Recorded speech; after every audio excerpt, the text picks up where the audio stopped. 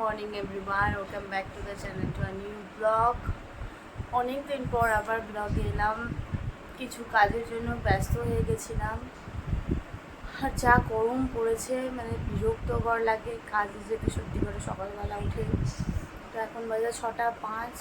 মা এসে চা করে দিয়ে গেছে, এখন একটু চা খাচ্ছি। চা তো খেতে হবে যতই গরম পড়ুক, এটা আমার একটা বাজে অভ্যাস। চা খাচ্ছি, মা রান্নাঘরে টিফিন করছে। এবার রেডি হয়ে কাজে বেরোবো। আর আসার সময় যা রোদ্দুরটা পাই, মানে একদম বিরক্তকর লাগে। কাজে চলে গেলে মনে হয় ওখানেই বসে থাকি, আর বাড়ি আসতে ইচ্ছে করে না। আর এখন মনে হয় আর কাজে যেতে ইচ্ছে করছে না, এইটাই হয়ে যাচ্ছে।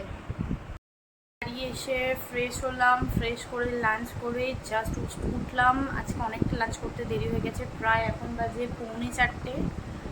এই জাস্ট খেয়ে দিয়ে উঠে একটু বসেছি। আর এখন এই গরম পড়তে আমি রোজই টক দই খাওয়া স্টার্ট করেছি। একদমই ভালো লাগে না, বাট কিছু করার নেই, যা গরম পড়েছে রোজই টক দই খেতে হবে। একটু সামান্য নুন দিয়ে রোজই এখন টক দইটা খাচ্ছি। খেয়ে দিয়ে একটু রেস্ট নিয়ে আবার সন্ধ্যেবেলা পড়ানো আছে, পড়াতে যাব। ঘুম থেকে উঠে পড়াতে চলে গেছিলাম, পড়িয়ে এসে একটু আগে জাস্ট বাড়ি এলাম।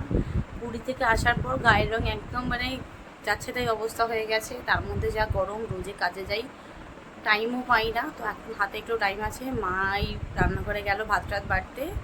10টা বাজতে যায়, তাও একটুখানি জাস্ট টক দই একটু মেখে নিয়েছি। ফেস প্যাক বানানোর আর মতন ল্যাদ লাগছে, বিরক্ত লাগছে, ভালো লাগলো না। জাস্ট ইনস্ট্যান্ট টক দই মেখে নিয়েছি। এবার ডিনার ফিনার করে নেবো।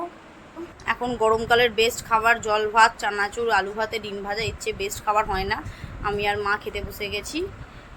ব্লগটা যদি কিছু ভালো লাগে থাকে please do like, comment, share and subscribe. By.